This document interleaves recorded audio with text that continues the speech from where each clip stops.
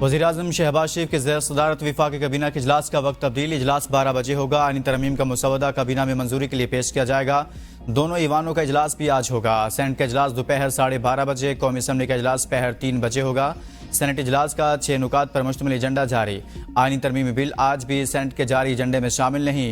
कौमी असम्बली इजलास का 9 नुकाती एजेंडा जारी। इजलास के एजेंडे पर आईनी तरमीम मौजूद नहीं। इत्तफाक राय होने की सूरत में आईनी तरमीम सप्लीमेंट्री एजेंडा के तौर पर लाई जाएगी।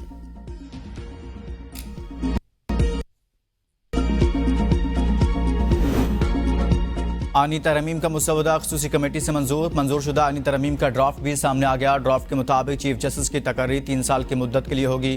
चीफ जस्टिस 3 साल मुद्दत पूरी करके रिटायर हो जाएंगे, चाहे रिटायरमेंट की उम्र ना हो। 3 सीनियर जजों में से एक को चीफ जस्टिस बनाने की तजवीज़। चीफ जस्टिस की तैनाती पार्लियामेंट की ख़ुसूसी कमेटी की सिफारिशात पर होगी। सीनियर जजों में से एक के इनकार पर अगले सीनियर जज का नाम शामिल किया जाएगा। ख़ुसूसी कमेटी में पार्लिमानी जमातों के तनासुब से अरकान शामिल किए जाएंगे। ख़ुसूसी कमेटी चीफ जस्टिस की रिटायरमेंट से कबल के 14 दिन में सिफारिशात भेजेगी।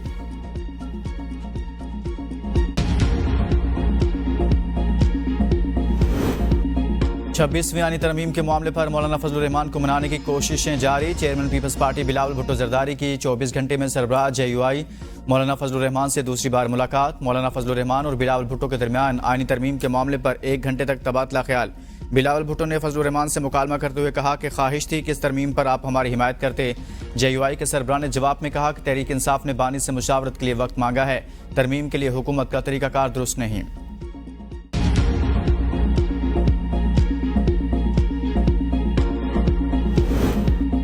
हमारा मुतालबा मानना पड़ेगा, बराबरी की अदालत बनाना पड़ेगी। ऑपोजिशन मेरे लिए दरवाजे बंद कर देगी तो मजबूरन उस रास्ते पर चलना पड़ेगा जो मुतनाज़ा और नापसंदीदा है।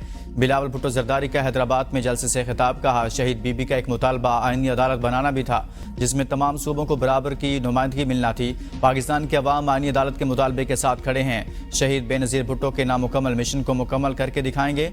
अदालत को जो भी नाम दें, इसमें बराबरी की नुमाइंदगी होनी चाहिए। तरमीम से वफाकी अदालत में मौजूद 1 यूनिट खत्म हो जाएगा।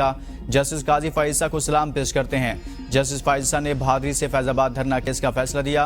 काजी फाइजा न रहे फिर भी हमारा मुतालबा है बराबरी की अदालत कायम हो।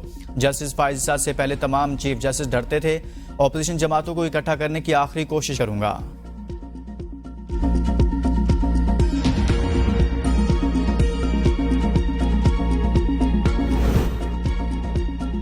गेम शुरू हो चुकी, बोलियां लग रही हैं। बिकने और बकाने वाले दोनों मौजूद। दोनों के दरमियान मुकाबला है। साबिक वफाकी वजीर शेख रशीद की मीडिया से गुफ्तगू। कहा, तरमीम पर कुछ नहीं कह सकता कलीमुल्लाह सलीमुल्लाह।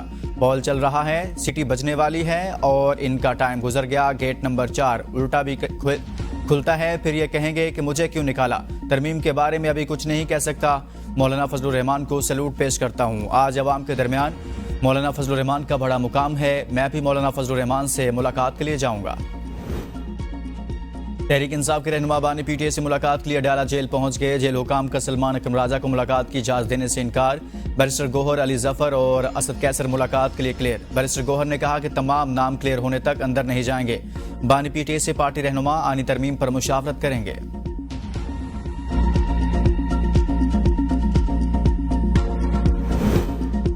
इलेक्शन कमीशन को PTI इंट्रा पार्टी इंतखाबात का हतमी फैसला करने से रोक दिया गया। लाहौर हाई कोर्ट ने तहरीरी हुक्म जारी कर दिया। इलेक्शन कमीशन के केस मुलतवी करने की सदा। असिस्टेंट अटॉर्नी जनरल को आइंदा समात पर तहरीरी बयान जमा कराने का हुक्म। केस की मजीद समात 13 दिसंबर तक मुलतवी।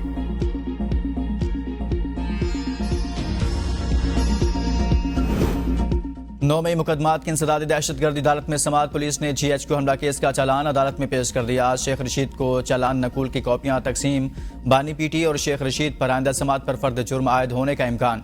शेख रशीद, सदाकत अब्बासी, राजा बशारत और दीगर अदालत में पेश।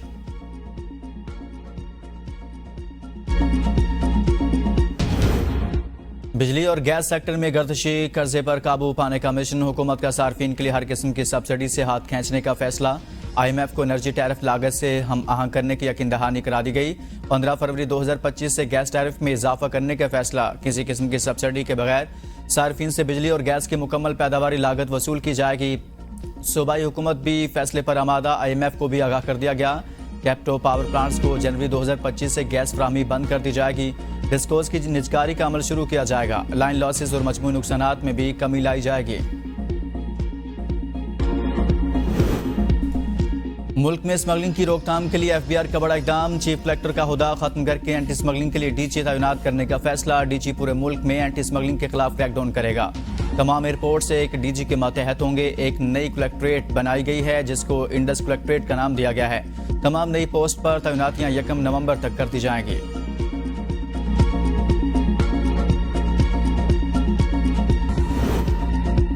और कौमी टीम का दौरा ऑस्ट्रेलिया। टीम की सिलेक्शन के लिए सिलेक्टर्स की मुशावरत जारी। 1-2 रोज में टीम का ऐलान कर दिया जाएगा। मोहम्मद रिजवान टीम की कप्तानी के लिए मजबूत उम्मीदवार। दौरा ऑस्ट्रेलिया के लिए बाबर आजम, शाहीन शाह अफरीदी और नसीम शाह की भी वापसी होगी। टीम ने 29 अक्टूबर को ऑस्ट्रेलिया रवाना होना है।